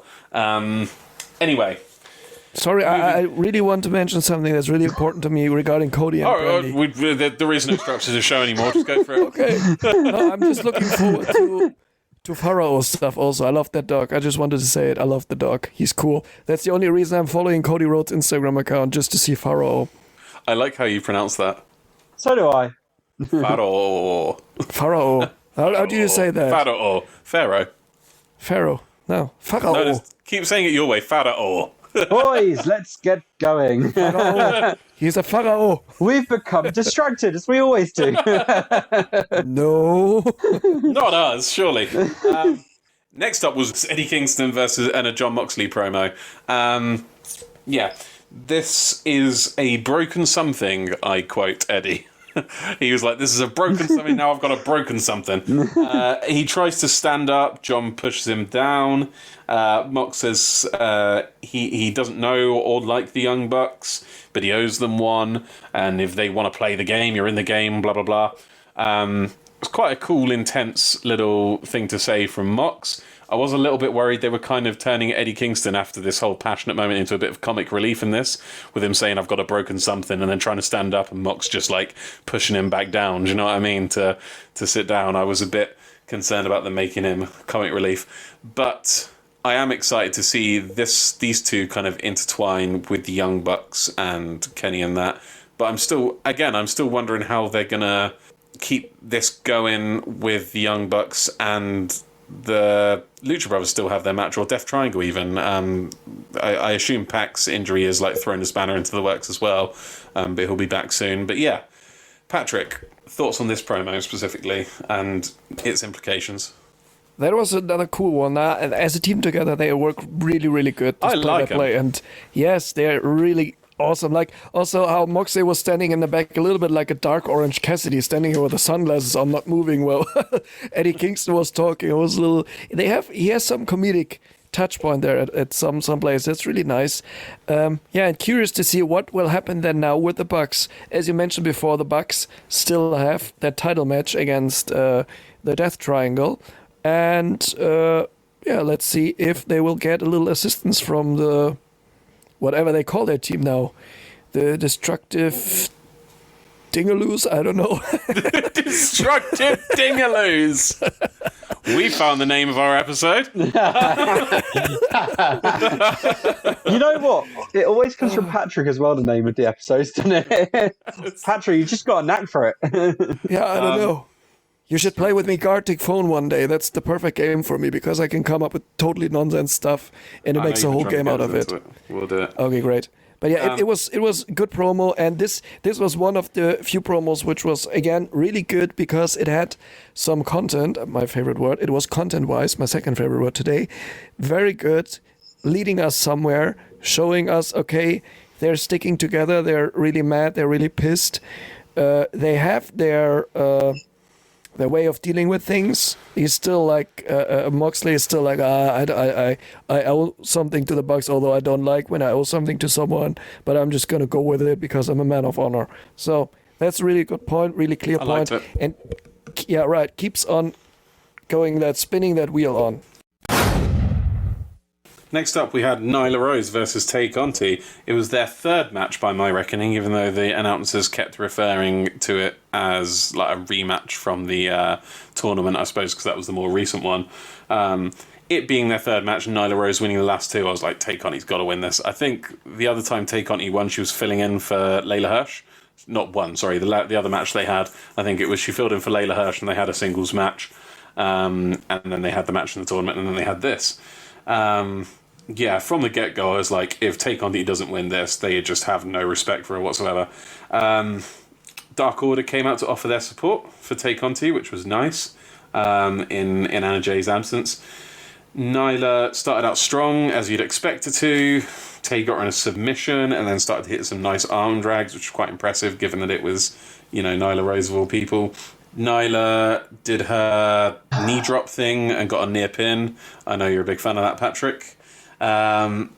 Then it was during the break, I think, she got to the outside and Nyla was just doing dominating rest holds as you expect from the heel during the break. And then she danced a little bit. I want that as a theme to some music in the background. It has been. It has been already. Has it? Have you seen it? Yeah. Okay, can we also have a cringe moment of the week? Because this would have been definitely one again. How many moments do you want, Patrick? I don't know. We can fill up the whole podcast as it's just consistent of moments. We get it. You're more valuable than me on this show. No one's more valuable than you, beautiful. This show would be nothing without me. It would not even get uploaded. Right, chill out, God Complex. Nyla Rose did like a senton that got reversed with Tay putting her knees up, which was quite brutal. I believe at some point Vicky Guerrero slapped Tay Conti and Tay Conti went after her. Classic heel shit. Tay kind of kept seeming to try and get control. It never really felt like she got control throughout the whole match. Then she hit like a running knee strike that's... it's hard to describe. They were like... it was like a reverse kind of... Nyla was kind of like guillotined on the ropes facing the outside, and then Tay ran along the ropes to hit a knee strike. I can't remember if she ran along like the second rope or the bottom rope or something like that. It was pretty dope. And then she just, I'm not sure whether she'd actually done enough offense to Nyla to justify it beyond this end sequence. But regardless, it ended in a DDT. Oh wait, no. Yeah, it did. Yeah, it ended in a DDT, didn't it? DDT. Yeah, and then Jim Ross took the piss out of it like you just did. The name of the move. The controversial thing for me was Nyla kicking out at 4 or 3.5 or whatever you want to say. And like, one of two things has happened there. Either she's been booked to do that to protect her a little bit, to say, oh, she was this close to kicking out, or she's just taken it upon herself to do that. And if it's the latter, it's kind of shitty, do you know what I mean? Because it's saying, like you won, but I'm still straight, But yeah. I wonder whose call that was. After the match, Nyla started attacking her, and then Hikaru Shida made the save. And then the bunny runs to the ring and starts attacking Hikaru Shida. And yeah, I can see you guys having the same face as me already. Started attacking Hikaru Shida and Tay Conti. Then Matt Hardy was there on the stage and said the Eliminator tournament was a sham because the bunny wasn't in it, even though he didn't represent the bunny at that point. How his talent's getting overlooked, it won't happen anymore. Someone from the crowd very audibly shouted, "Your brother's better," at Matt Hardy. And that was that. I've really undersold this match because I actually quite like this match. I thought it was quite a good match. I think they just have the same choreographer for all the women's matches, because even matches with Nyla Rose in it, as long as she's in there with one other talented girl, I mean, even her match with Hikaru Shida she had a while back was decent, and I don't actually rate Hikaru Shida, as I said before, so I do think there is a dedicated choreographer for the women's matches, and I thought it was a good match. I've really undersold it by taking so few notes, but I thought it was a decent wrestling match. Come to you, Patrick. Thoughts on the match itself, although I know you'll have stuff to say about what happened afterwards, but try to keep it just to the match itself in the meantime. Okay, then I can keep it short. I was surprised by the outcome. Like your cock. Sorry. Now he's disrupting the show. I got a laugh from Patrick. That's all I needed, at least one. I always laugh. Go fuck yourself. So... Classic Dave Chappelle. Oh my god, I love that show. Yeah, it was a good match. No, I wouldn't say a good match. It was an average match. The outcome of it was was surprising that Tay Conti won. I liked also the finish. It wasn't to me because I figured they can't have Nyla Rose go over a 3 times clean. It would just be absolutely shitting on Tay Conti, who they're supposedly invested in. I knew but she going had so to win clean this match over her. Yeah. And she sold the DDT. What else was she going to? What else was she going to do as a face though? She wasn't going to go dirty over, was she? Yeah. But yeah. I suppose that's that. I mean, unless it was Nyla taking it upon herself, that's what that kicking out at 3.5 was for. Do you know what I mean? To kind of still trying to protect Nyla somewhat, I guess, as a beast. Yeah. But she sold the finisher very good. That's what I liked. I thought it was a good match. I didn't take enough notes for it, but I remember watching it and thinking this was a good match. The parts like where Nyla was very dominant, and so they were not that good. And it was the little mini rallies from Tay that kind of she was putting on a lot of like really nice kind of submissions and technical stuff, and the arm drags. That's also what I liked. Yeah. So the Nyla part, you can clearly see who was the better wrestler, technical wrestler, or in general maybe wrestler in this match, and that was definitely Ty Conti, because Nyla Rose wasn't able to carry on like this kind of a quality in the match, which you can also see in the match then with her and Shida. Then you can definitely see how good Shida is, because Nyla Rose isn't, and she was able to carry her through a really good match. And this was the same almost, but more on a smaller stage now. But I'm very happy that Ty Conti won. And yeah. I didn't have to use a siren for you once talking about Tay Conti, Patrick. I'm proud of you. Yeah. Jack, anything to add about the match? No, not really. I think more of it happened after the match, but I enjoyed it. I'm loving Tay, and she actually is. Did it say number 2? She's in the rankings anyway at the moment, so they are pushing her. So it would have definitely been a shitty move to have her lose to Nyla. But I think the right person won. Interested to see what I've been waiting for. Yeah, I was hoping it would happen in the Eliminator tournament. I'm interested to see what they're going to do with Nyla, because I'm not, as much as I give Nyla a lot of shit, I like that she's a little different to the other women in the fact that she's a bigger girl. She's that kind of, the Goliath to the David, or there's got to be a better analogy for women out there, but but no, I like what she kind of portrays. But yeah, I also needed Tay to win, because otherwise she needed to be on that next level. Now she's beaten Nyla, who got to the final women's tournament. That's put her on that next step. And there's a lot of girls in this division that are, at the right time, all kind of stepping up a bit more, which can only mean good things. I agree with you in that I have no idea, and it's not just a recent thing. For about a year now, I've not known what they should do with Nyla Rose. I mean, like, they don't seem to know what to do with her, but I have no alternative suggestions. You know what I mean? So it's like, not that they'd come to me anyway. They wouldn't find, hey Tom, it's Tony, it's TK. What should we do with Nyla Rose? But no, I did have a thought though when and I think this was after the match, but it's more relevant for now. It doesn't have to be for after that. But I thought the Pinnacle. I was like, when I had that idea that I said earlier about all of them having each belt, TNT, all of them. I then thought, but then they're missing a member for the women's belt. Then I thought, we all thought Britt Baker could be as a heel, could join in, and then she's the one that's got the women's belt in there, and then all got a belt. Britt Baker would be a good addition. But yeah, Nyla Rose, though, I don't know. She should probably be an enforcer for somebody, I think, for a while. Do you know what I mean? She should probably be like female Wardlow or something for somebody else that would keep her relevant. Yeah. She could probably be doing what Reba's doing, to be honest, for Britt Baker or somebody like Britt Baker. But, yeah, we shall see. Next up, we had... I actually really like this. We had Miro, Kip, Chucky T, Orange Cassidy hyping their match for next week. And... Chucky T called Miro a Donkey Kong looking bastard, and then said, "You Donkey Kong looking bastard," and he said, if Miro's Donkey Kong, what does that make Kip? And he was obviously like expecting Orange Cassidy to say like Mario or something, but then Orange Cassidy goes, Donkey Kong Jr., and he's like, yeah, and then shrugged. It's like, sure. So you're not keeping your princess after talking about Penelope Ford after our match. I don't know whether they mean they're going to kidnap her or something. I don't think that's what they meant. They were just trying to make the analogy work. But yeah, Miro used his kind of his walk-in Xanax line, and I'll tell you what. With the stipulation and the fact that they're actually seem to be kind of nailing the humour, or at least they're letting Chucky T be funny, because he's a funny guy. Anyone who's seen him in like the Indies knows he's a really funny guy. At times, he'd definitely have bordered on. You could even describe him as a comedy wrestler. Same could be said for Colt Cabana. Santino in WWE, you know, R-Truth, people like that. You could have described Chucky T a good wrestler, but a comedy wrestler.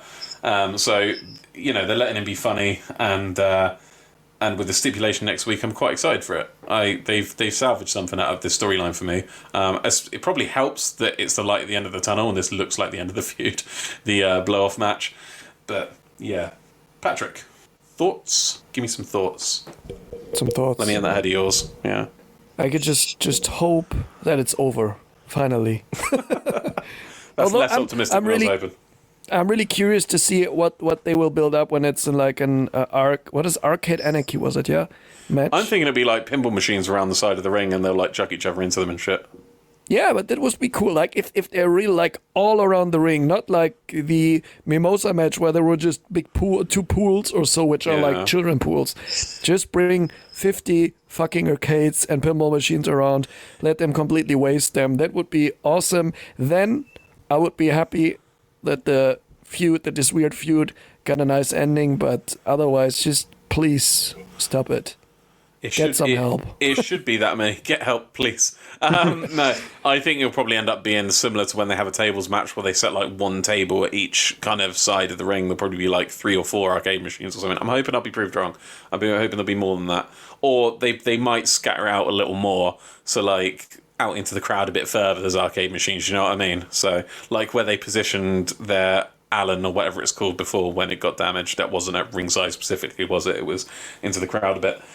Now on to, in my opinion, one of the most unintentionally funny moments of the week in a Scorpio Sky promo. I'll tell you why I found it unintentionally funny.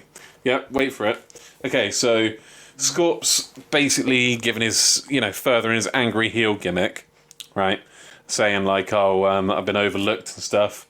And he talks about how he's been underrated. And he says, my days of being underrated are over. Or my days of being underrated is over. And then he says, that's why I'm facing Mike Seidel on Dark Elevation. It's like, I don't think those days are over, Scorp, if you're facing Mike, not the shit Seidel on Dark Elevation. Oh, my days. I just creased up at that. God, what can you even say about that? Honestly, he doesn't help himself, does he? Oh, that was just so ridiculous. Like... Yeah. Like also, I think that was the point where you and me tried to figure out where the difference is between Elevation and the normal Dark. I just had to think about somebody. Is this? There's still a Dark as well as a Dark Elevation, yeah. Yeah, but where's the difference between Dark and Dark Elevation? Like, somebody posted in the AEW Reddit, like, this scene from The Office. Corporate wants you to look at these two pictures and tell the difference. Yeah, that's on point. I don't see any difference right now from the match cards or anything. And the presentation also. I think the match graphics, super nice. With the graphics, they're doing a fucking good job. But they should also do a different presentation. It just looks like the normal AEW arena. They are not even... I don't know. There's no difference in it. There's no different lighting in it, nothing. I thought Dark Elevation was going to be their attempt at like an NXT, and Dark was just still going to just be the Dark matches from Dynamite, but, it doesn't seem to be...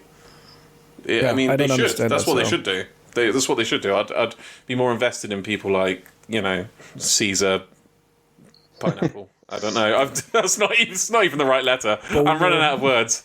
Caesar Boner, versus Aaron Solo or something like that. If we actually, gave them characters and storylines and week in, week out, and actually, had them wrestling people that they're on a par with, not just a card full of squash matches. Anyway,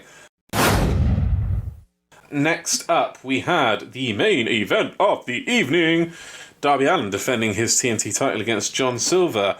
Patrick, what did you think of this? What did you make of this bad boy? Great match. I was so looking forward to it. John Silver is just a so solid and really good worker. I can directly say I liked the match, but what I didn't like... The finish. Well, not the finish, what happened afterwards? No, the finish also. It's more like about Darby's role in that, because Darby didn't really take part in the match. It was just really small... pieces of it where he was in charge of it, but mostly John Silver going at it like really Was like there he's was a theme on of that steroids. What? There's a theme of that this week because Nyla Rose and Tay Conti, like I mentioned, Tay Conti rarely had control of the match at any point, and yet she still won, and she still put down someone like Nyla. And maybe at the end, it didn't necessarily feel like she had done enough damage to Nyla to keep her down for the 3. Would you say that could also be said for John Silver hadn't been hurt enough in this match by the time Darby pinned him? Maybe, yeah, probably, yeah. I do like that. Say that. I'll tell you what, I'm getting ahead of myself and I'm about to talk about the finish. Let's give it a play-by-play and then I'll come to Jack and you can chip in as well. Well, first things first, the glaring thing is what they started calling them by their new name in this. So I'm trying to remember what it was. Matt Hardy's family were at ringside, but they call it the Hardy Office Family or something like that, or the Hardy Family Office or something. Hardy Family Office, sorry. Hardy Family Office. Where did they get these fucking names? The HFO, they were saying as well. The Hardy Family Office. What is that? I don't know. Okay, so the Hardy Family Office, apparently, were at ringside. Darby points up at the beginning of the match saying, this one's for you, Brody, which is a little weird that he did that and not John Silver, but it's appreciated nonetheless. No, I think he's doing it more for do it for him instead of him saying for him. Okay. Quite early on, there was a massive spot that kind of reminded me of a spot I've seen twice before. The spot in question I'm talking about is when Darby runs John Silver, and John Silver just stands his ground and just batters him, and Darby ricochets off him and flies out of the fucking ring. I fucking love that. It reminded me of a couple of times I've seen it before. Once I saw, I think it was Jeff Cobb do it to Matt Riddle. It was Keith Lee do it to Matt Riddle before both of them were signed by WWE. They did it on Progress or somewhere like that, where Matt Riddle ran at Keith Lee and Keith Lee kind of shouldered him and Matt just went flying out of the ring. They also did it on NXT, but I forget who were involved in that. I think it was Keith Lee again, but I can't remember who was doing it on. I want to say someone like Adam Cole or someone like that. Yeah, it was Adam Cole. He tossed him over the barricade into the audience. Over the barricade. So it's the third time I've seen a spot of this sort. I still think the best one I saw out of those 3 was the first time when Keith Lee on Matt Riddle, because he went over the top rope.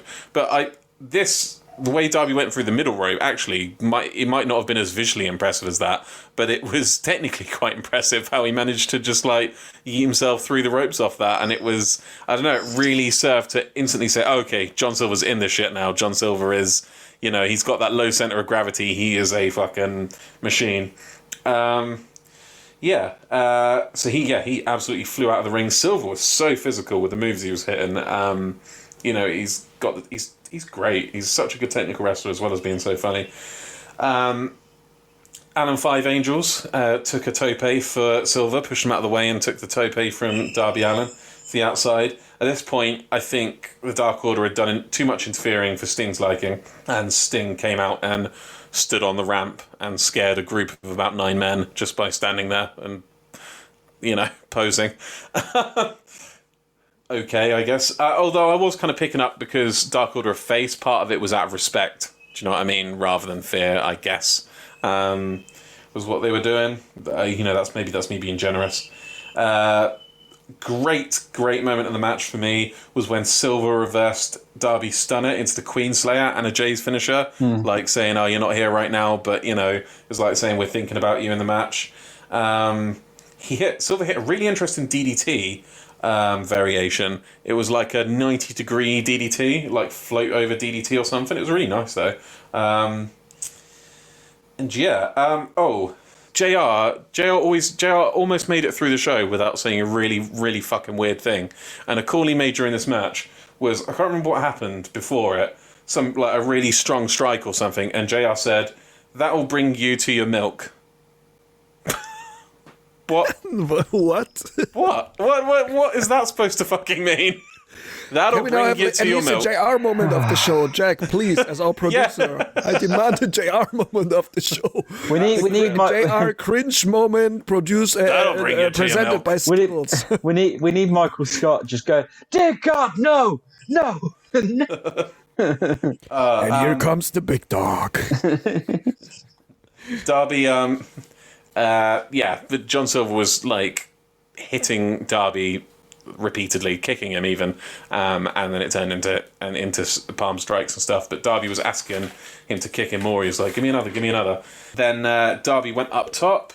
After that kind of segment, he kind of got back into it. He went up top, and he actually did not hit the coffin drop. He could have hit the coffin drop on John Silver, but he decided instead to hit the coffin drop on the entire Dark Order on the outside. Bit of an odd choice because they weren't healing it up. They were staying out of it.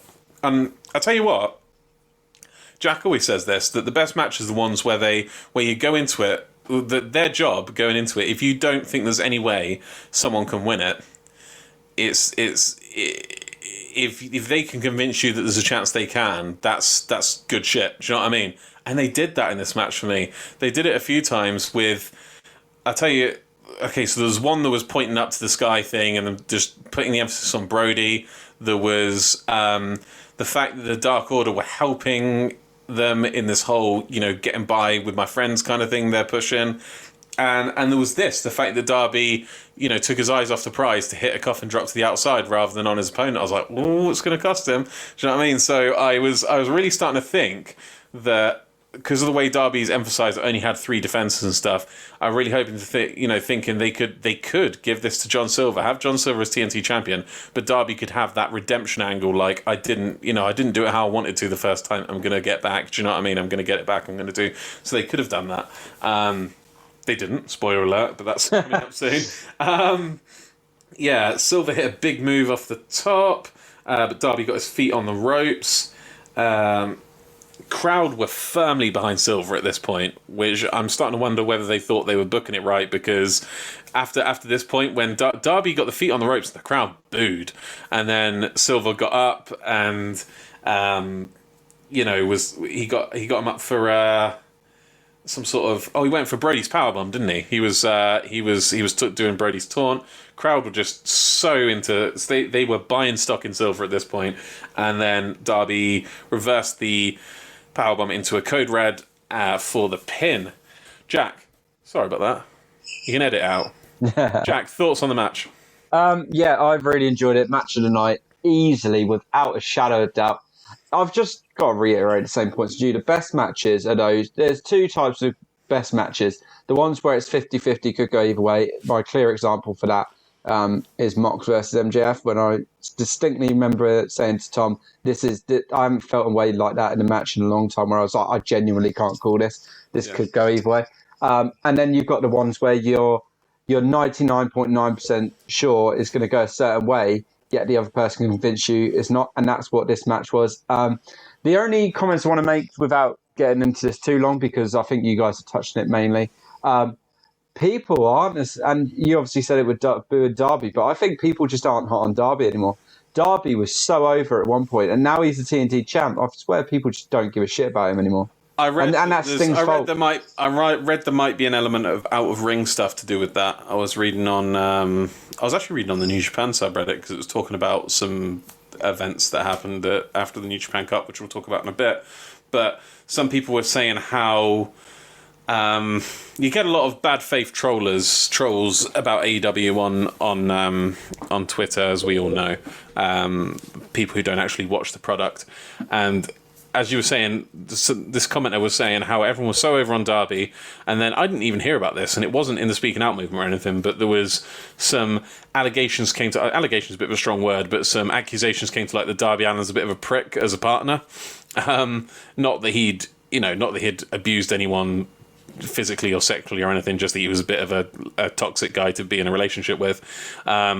Tony Khan Darby apparently showed Tony Khan his DMs or private messages pertaining to this situation, and Tony Khan said, I'm satisfied that there's no problem here, it's all fine, there's nothing. And after that, but apparently when those accusations came up, that's when people started kind of ripping the shit out of his style and his his image and his wrestling and all of this shit. And it was mainly people who didn't watch the show, but the kind of negativity pile on just, it takes its toll, and the domino effect from that. And then, and now it's died down again. No one's talking about that stuff. And yet, like, he hasn't managed to get that momentum back. So I think part of that with fans was a kind of a rabid fan cancel Derby effort that happened that I didn't even know about, but apparently it kind of sucked the wind out of the sails of Darby Allin a little bit. Not 100% him though. Some fault has to be going with the booking with the Team Taz, as I think you'd both agree, that did not help. But I think it's a mixture of things. But I hope that he showed in this match anyway. I hope this is his comeback, because I mean, I agree with both of you. It was a great match. My match of the night anyway. We'll see. I assume I make no assumptions because that's coming up in a bit. Shall we? I mean, we have to at some point, don't we? Shall we talk about what happened after the match? Let's do Must we? Okay, after the match, Matt Hardy attacked Darby Allin for some reason, and the Hardy family office started jumping everybody, and then I think Tay Conti and Bunny came out and continued their little brawl. And it was just a fucking mess of a way to end the show, I think. Like, what's his motive? I actually wrote down, Hardy attacks Darby. Why the fuck? That was the last notes I've got on my page. Jack, help me out here. Shed some light on this. What's going on? If I had to make any sort of link at all, Darby had a match with Dark Order. Matt Hardy doesn't like Dark Order because Dark Order's affiliated with Hangman now. That is literally the only reason I could see. It's so loose, and he was against a Dark Order member in this match, though, as well. Like, so you'd think he'd be on the same side as Darby, but then obviously Darby's a face, so it can't work like that apparently. Anyway, it was just really random, and it kind of ruined the end for me a little bit. Not in a bad way. Obviously, you can still watch the match and be like, that was a solid match, but it just was really random and a weird way to end the show. I hate to sound like Jim Cornette, but this was lazy booking. This is, I want Matt Hardy and the Hardy's faction involved in an angle. Instead of working at it, instead of, they're just going to go with the absolute most generic, we feel underappreciated, we're not taking it anymore. Blah, blah. And they've hardly been together a fucking week and a half. Like I said, he was complaining about the Bunny being underappreciated in a time when he didn't even represent her. And it's not like she was even having matches either. She wasn't having matches on Dynamite. So you go back and watch, it's just kind of like retcon in history, because she seemed perfectly happy being a manager. Do you know what I mean? At that point, she wasn't out there asking for spots. She wasn't out there asking for matches and calling out matches. She was literally just a valet. And yet now they're saying, it's just revisionist history, if you will. And it doesn't make any sense to me. And like I said, it's just lazy to say that we want these in the picture. How are we going to do this? Just a random attack on someone who is in a spot for no other reason than they want to be in the spotlight. It's really lazy writing. Otherwise, quite a good show, but it was just a bit of a damper on the end. Patrick, I don't know what you thought about it. Yeah, completely the same. I didn't get that why Matt Hardy attacked Darby Allin. Like, it would have made sense, John Silver or so, because they clearly have something against the Dark Order, but Darby Allin didn't make any sense to me. And also the thing with the Bunny is just referring back to the QT promo when he says like, and there's my wife supporting me, or like I know her since I'm 8 or so. I'm like, yeah, but what about the Ellie stuff in between? Yeah. Like, you think we're stupid or so? That was, yeah. Oh, and I didn't even think about that. That's a really good take. Yeah, I don't know. That's just this really lazy storytelling. Just make a huge pinboard on the wall with like, from thrillers or crime series, and connect every dots, and then just look at it once a week just to make sure there are not connections which are crossing, which don't make sense. And then just also don't give us such a finale, because I don't know if now even like Darby Allin and Sting are helping the Dark Order in the future against the Hardy family office. I don't know when their office hours are. I think they have late office hours, but it's really weird. Also, the Hardy family office. I also thought, well, why? Where did they get that from? Also, just referring back also to Matt Hardy, he confessed in the current BTE episode that it was him who sent the text messages from Hangman's phone to the Bucks that they should basically piss off. Also didn't make any sense. Also for the whole storyline, I'm happy this just happened on BTE, because not everyone watches BTE, but this was also a point where it's safe to say that BTE and Dynamite exist in different canons, unless they decide unless they specifically mention it crosses over. Do you know what I mean? Yeah. Unless they address it on Dynamite, it doesn't exist in the Dynamite universe. So, Yeah, right. Not so much. But, these are the points now, like the show ended very good for the show it was in general. It was really not a well-booked show, not a well-thought-through show. There were some quite okay matches in it, like the main event was really good. But that was a show to forget about, I would say, and just say, okay, that was a show they needed to have. That's not a fallout show from last week. Last week was awesome. This week was just like, yeah, okay, we're going back into the daily routine, and I hope it's not the daily routine. I don't think it will be because, and we'll talk about this obviously in a minute, but next week's card looks absolutely fucking stacked. It looks like a pay-per-view card, so we'll cover that in a minute. First things first, we have to talk about our ratings. Get the negative out of the way first. My shocker of the week is, I think you guys, it will come as no surprise that it is Matt Hardy twice inserting himself into matches he has no business being. That's how I felt every time. That's actually how I react every time I see Sting come out and walk. I didn't give that enough shit. He literally just did the Sting thing again and came out and stood on the stage. Except this time it was in a match. Do you know what I mean? But yeah, no, nothing worse than Matt Hardy's lazy insertions into storylines, and even the name Hardy Family Office, just as we've said, bizarre. Match of the night, guys. Jack, let's come to you first. It's got to go to my boy Johnny Hungy. It's impossible not to pick that match. He's really good. He's a really good wrestler. I'd love to see a future in like 10, 15 years' time when they're both like at the top. I hope it don't take that long. Well, okay, maybe not that long. But, when they build themselves up to make themselves, title contenders, like world title contenders, if we could see a match between them two again. Yeah. Patrick. Hangman Page versus Cesar Bononi. I'm just preparing you for next week's show, which will be... right? 1st of April show. So no, my match of the night is Johnny Hungy. Also, definitely Johnny Hungy. I love Johnny Hungy. Really. I love Johnny Hungy. The Meat Man is really good. He had my match of the night also, him and Darby Allin. So it's unanimous. Our match of the night is Darby Allin versus Johnny Hungy. It's time to talk about next week's card. Next week we have QT Marshall versus Cody Rhodes. I don't hate it. I honestly don't. I don't know why. I just think something's going to happen. It has to, doesn't it? With a special guest referee, Arn Anderson. We have the Arcade Anarchy match with Chuck Taylor and Orange Cassidy versus Kip Sabian and Miro. With Hikaru Shida and Tay Conti versus the Bunny and Nyla Rose. That is the Bunny with Matt Hardy and Nyla Rose with Vicky Guerrero.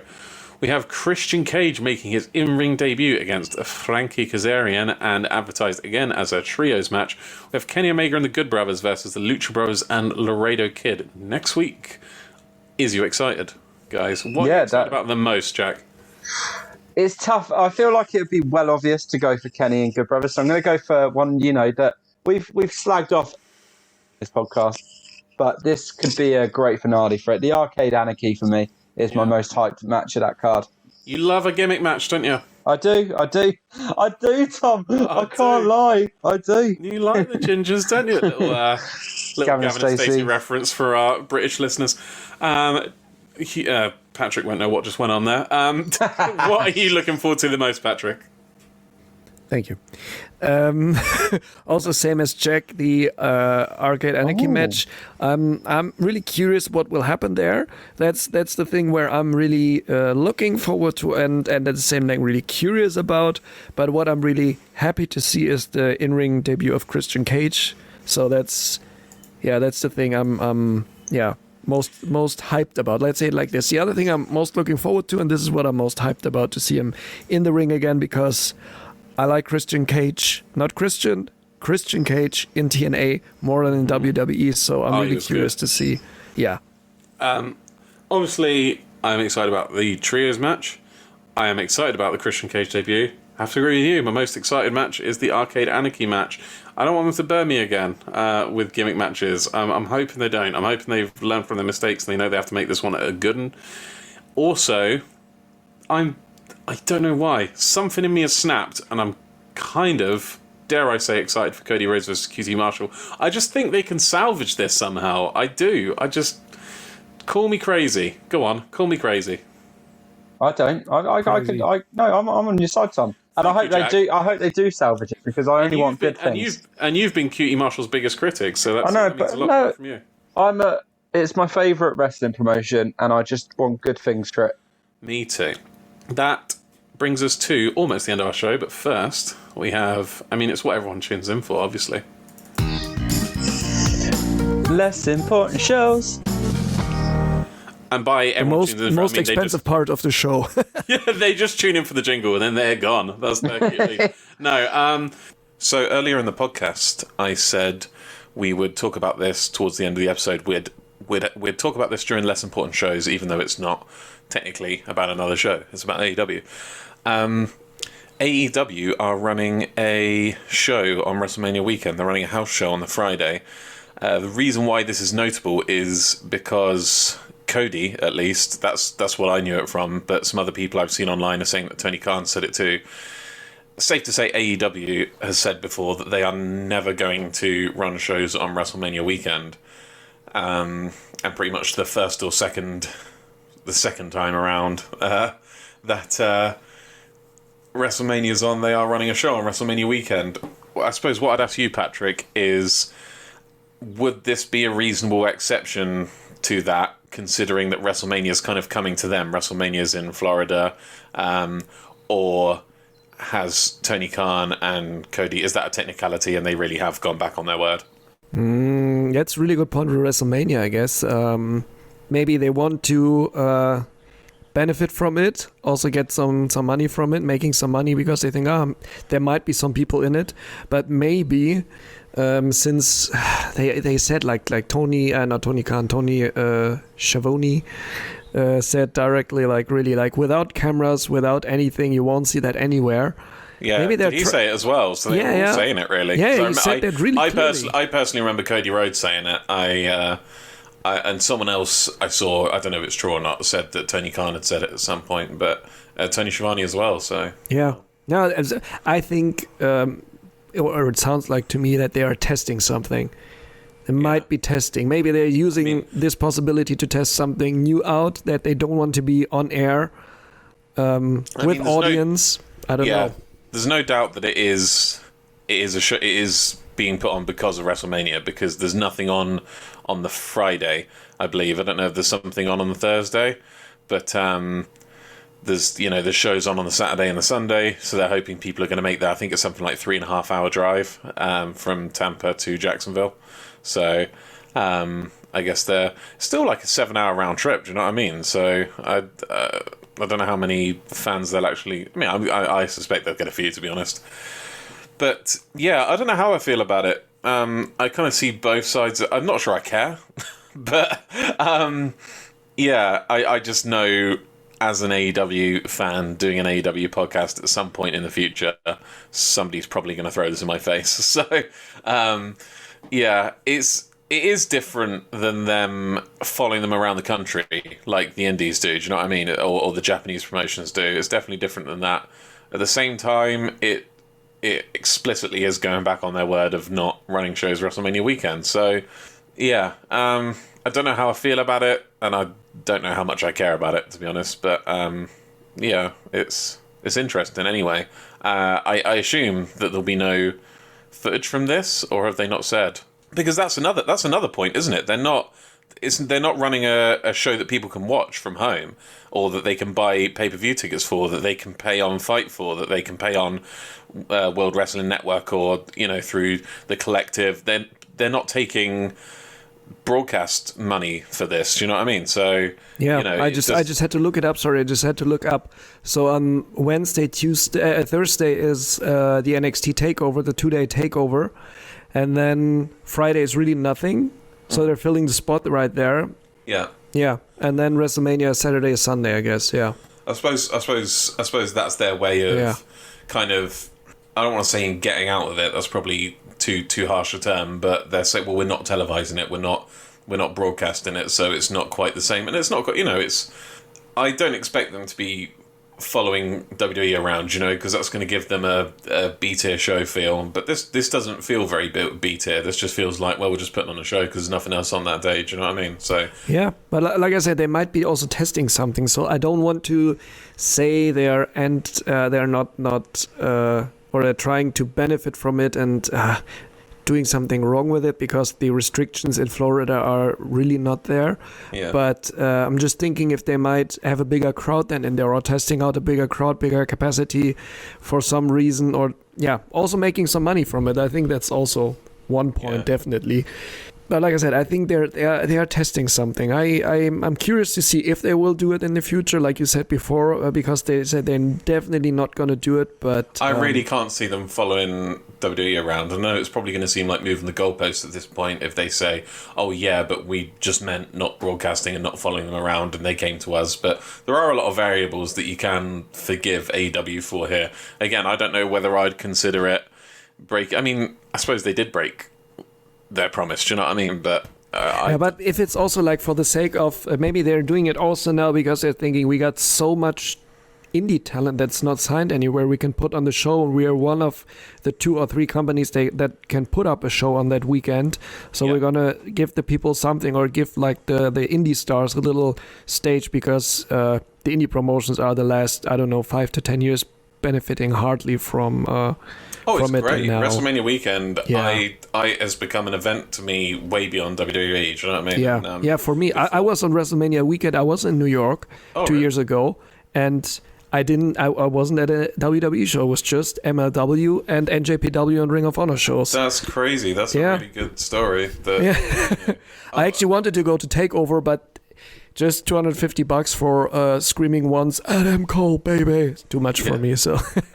Maybe you could tell us a bit more about that in a future episode when I've got more time. But of course. It is interesting to come, a perspective from somebody who goes to one of these things and doesn't go to a WWE show. That's, Yeah, it was always my dream to go to WrestleMania. I think from most of wrestling fans, because this is the pinnacle. But we are here on an AEW podcast for the reason. Yeah. And it's the reason I'm not going to WWE anymore, not spending that much money on the tickets. Because I also think that WrestleMania has become one of the weakest shows in the year. Not the best. Especially this year. It's the card is so bad. Yeah, like, definitely. Did you guys see the New Japan Cup final? No, I didn't bother. No, I'm joking. Tom messaged our WANK group chat on WhatsApp, making us all watch it. So to answer Tom's question, you should fucking want to watch it. You're a wrestling podcaster. You should be watching the New Japan Cup final anyway. Let me question that. I would love to dedicate all my time to watching it, but I am a busy man, and sometimes I do run out of time and can't fit it all in. But this one, I did manage to fit in, so I enjoyed it. What a match, right? What a match! Patrick, did you see it? No.